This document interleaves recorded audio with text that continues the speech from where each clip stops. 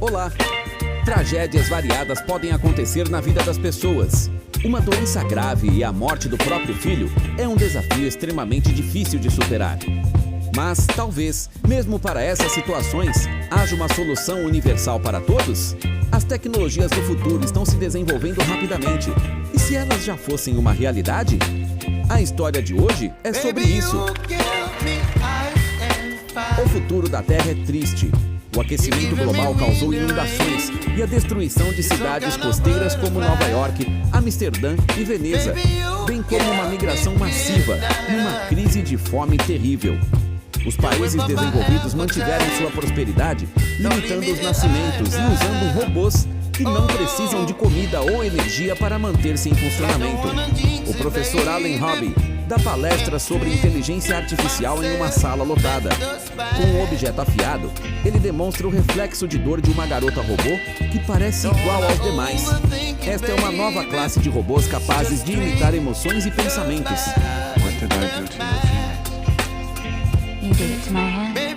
Mas eles não são capazes de sentir de verdade. O professor quer ir mais longe e criar um robô que possa amar. E como o amor pode ser variado, ele toma como base o amor de um filho por um pai, que, segundo ele, é incondicional e nunca passa. Essa criança robô perfeita, que não adoece e não envelhece, também será procurada por famílias sem filhos. Para os robôs, isso abrirá mundos de experiências, intuição e até sonhos. Uma garota na plateia levanta a questão da ética e de qual seria a responsabilidade que teriam os pais dessa criança artificial. Afinal, o ódio pelos robôs já está crescendo na sociedade, assim como o maltrato a eles.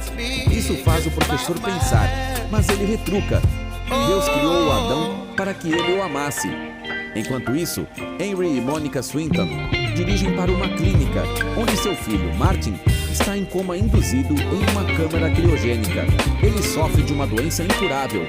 A Mônica se senta para ler um livro para ele e o médico aconselha o agitado Henry a cuidar não de seu filho, mas de sua esposa, que não consegue superar a depressão há 5 anos.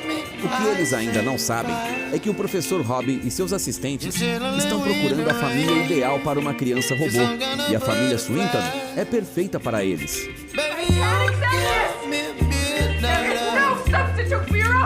A Mônica fica chocada. Sua dor se transforma em uma raiva pelo Henry, que concordou em pegar o robô. No entanto, ela não pode simplesmente devolvê-lo e decide tentar. O Henry explica que o menino não os considerará pais até que eles ativem um código especial. No entanto, depois disso, não há como voltar atrás. Se eles não gostarem da vida com uma criança robô, será impossível desligar seus sentimentos e a empresa simplesmente o descartará. A Mônica assina o contrato. Embora pareça um menino comum, o David não se comporta como um humano. Sem dizer nada, sem se cansar e sem interrupção, ele observa a Mônica e suas atividades diárias, o que a assusta. Aos poucos, ele começa a imitar as ações dos adultos, aprende a brincar de esconde-esconde e até ri. A Mônica decide ativar o protocolo do amor e o David começa a vê-la como sua mãe. Ele faz café para ela, faz tudo o que lhe é pedido e até improvisa, colocando um frasco inteiro do perfume favorito dela em si mesmo para cheirar melhor. Quando David fica preocupado e pergunta se sua mãe vai morrer um dia, a Mônica lhe dá um ursinho de pelúcia.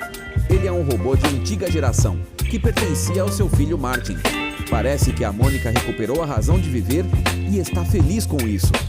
Mas, de repente, o inesperado acontece. Uma cura é finalmente encontrada para a doença do Martin. O filho volta para casa e lá encontra seu irmão elétrico mais novo. O ciúme cresce entre os meninos. Eles competem para ver quem o ursinho de pelúcia correrá primeiro e quem é mais alto. Mas isso não resolve o problema. No entanto, de muitas maneiras, eles se dão bem. O David conta para o Martin sobre sua primeira memória, um pássaro com uma cauda parecida com a de um pavão. E o Martin sugere que eles leiam o livro do Pinóquio à noite, dizendo que o David com certeza gostará dele. E, de fato, o menino robô fica impressionado com o episódio do livro em que a fada azul, que aparece em um sonho, realiza o sonho do Pinóquio e o transforma de um menino de madeira em um garoto de verdade. Um dia, porém, os irmãos decidem competir para ver quem come mais.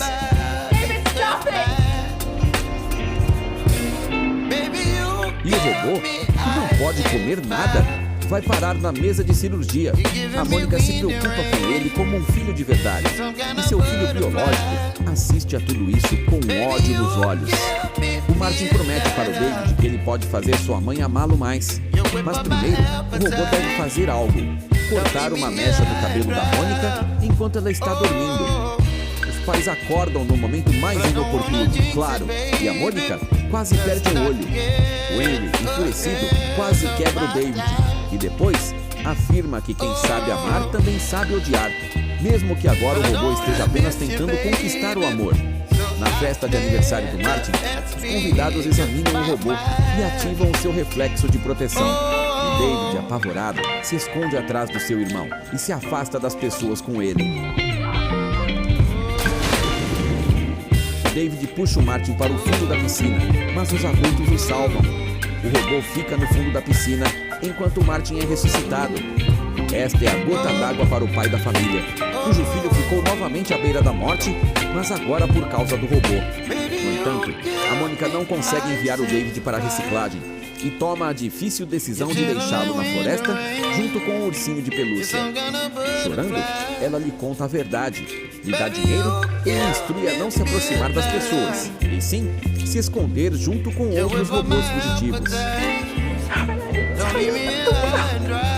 Na próxima cena, vemos um homem perfeitamente arrumado que não conhecemos.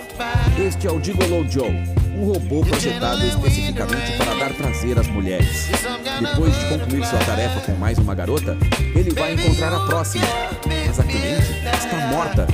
Seu ciumento amante humano abandona a cena do crime, fazendo o robô parecer culpado. O Joe foge e começa a destruir os mecanismos de rastreamento do seu corpo. Enquanto isso, o David e o Ted vagam pela floresta escura. O menino não perde a esperança de voltar para casa e para sua mãe.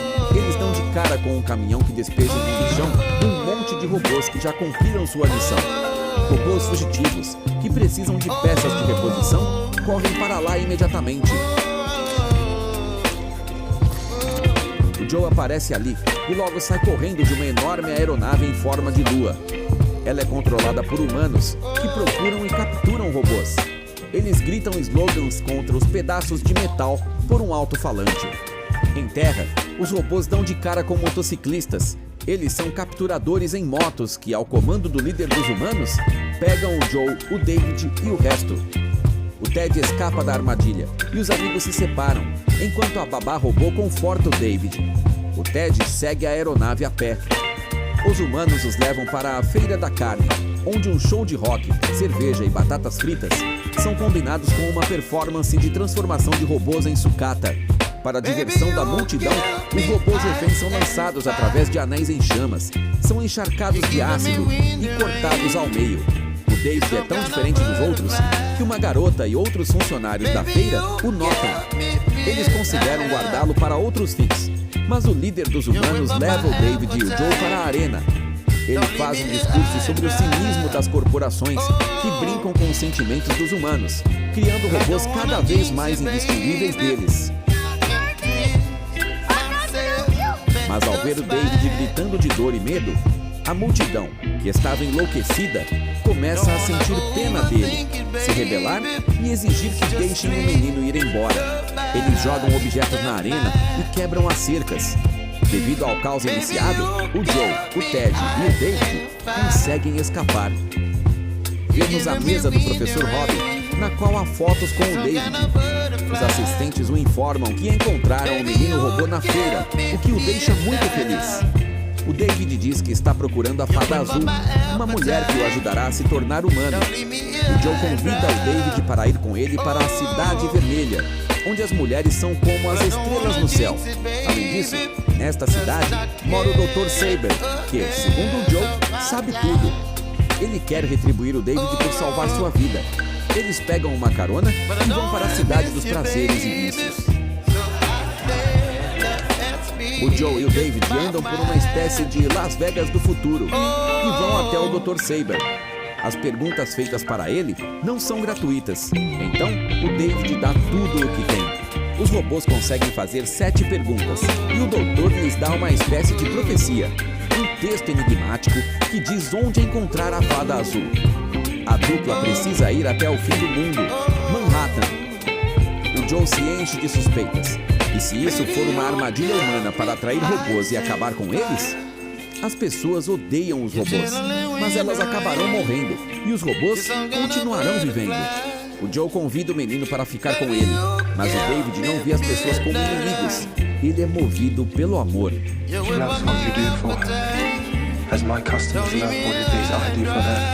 O sonho do David continua inabalado, só que, na saída do prédio, um helicóptero da polícia já está esperando por eles. Eles pegam o Joe. O David e o Ted, aproveitando a situação, entram em outro helicóptero que está vazio, pegam o Joe pelo caminho e voam para Manhattan. Nova York está inundada e destruída, mas os personagens conseguem encontrar o lugar exato da profecia, onde choram os leões, que na verdade são estátuas gigantescas. Ao entrar no prédio, eles veem uma porta com a profecia escrita nela.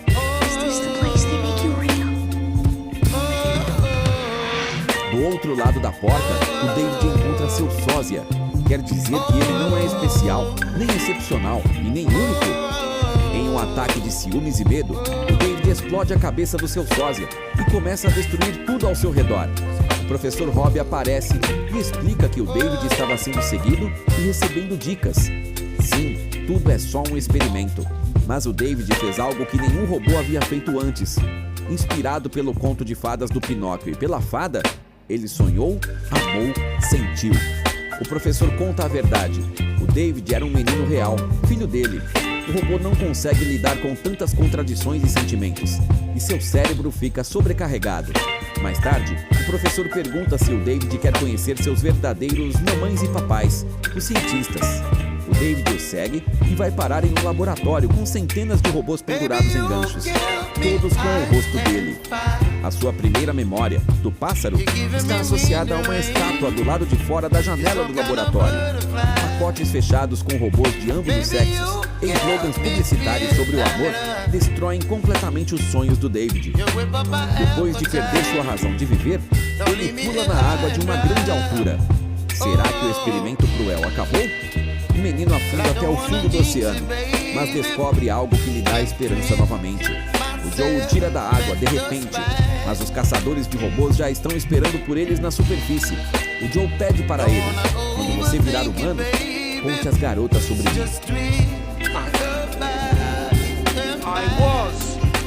O pobre rapaz é puxado por um imã para o helicóptero da polícia. Tchau, tchau, Joe. Junto com o Ted, David vai novamente para debaixo d'água, só que agora ele está dentro de um helicóptero que também funciona como submarino. Debaixo d'água há um parque de diversões da história do Pinóquio. Finalmente, ele fica cara a cara com a estátua da fada azul. Uma roda gigante cai sobre o helicóptero e o Ted e o David ficam presos. Mas o mais importante é que a estátua da fada se mantém intacta. O David continua repetindo para a estátua silenciosa e sorridente: por favor, fada azul, me transforme num garoto de verdade. Mesmo quando as luzes se apagam e ela não pode mais ser vista, o David diz a frase repetidamente, até o momento em que desliga. 2000 anos se passam. Uma nave com estranhas criaturas sobrevoa uma nevada Manhattan. Elas encontram o David, que desperta com um simples toque. Ainda na esperança de um milagre, ele se aproxima da fada azul. O David toca a estátua e, para sua tristeza, ela desmorona. As criaturas escaneiam a coisa mais valiosa e rara para eles: a memória do David de pessoas vivas. Eles passam as memórias da família do menino de um para o outro. A Terra agora é habitada apenas por esses robôs evoluídos e os humanos foram extintos. O David acorda e está em uma réplica da casa da família Swinton, cuja única diferença é uma iluminação suave. O menino procura pela sua mãe e logo ouve a voz dela. A voz pertence à fada azul, mas ela não é mais uma estátua, e sim um holograma. Ela finalmente responde o pedido do David e diz que não pode transformá-lo em um menino de verdade. Através do holograma, os robôs contam para o David que agora ele é realmente único em todo o mundo e que sua mãe não está mais viva, porque 2000 anos se passaram.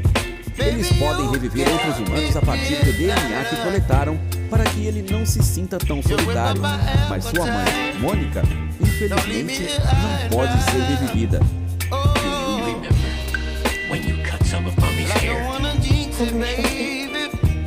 Mas o Ted, que sempre esteve por perto, guardou a mecha do cabelo que o David cortou da cabeça da mãe dele. Os robôs explicam que, infelizmente, os humanos recriados a partir do DNA vivem apenas um dia e o processo não pode ser repetido. Mas o David quer acreditar que sua mãe será especial e viverá mais. Ele os convence a recriá-la. Os robôs admiram a capacidade dos humanos de dar sentido à vida e como David aprendeu isso com eles. É exatamente isso que os robôs procuram ao tentar restaurar pessoas. Amanhece o dia e o robô chama o David para encontrar sua mãe.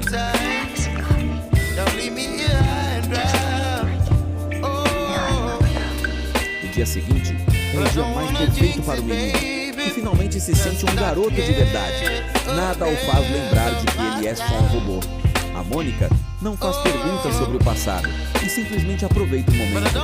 Eles brincam e comemoram o aniversário do David, soprando as velhinhas de um bolo. O melhor dia da vida dele termina com as palavras de sua mãe: "Eu te amo, David. Sempre te amei." Então, ela adormece e não acorda nunca mais. Então, o David, que finalmente recebeu o amor, adormece tranquilamente junto com ela, enquanto o Ted protege seu sono.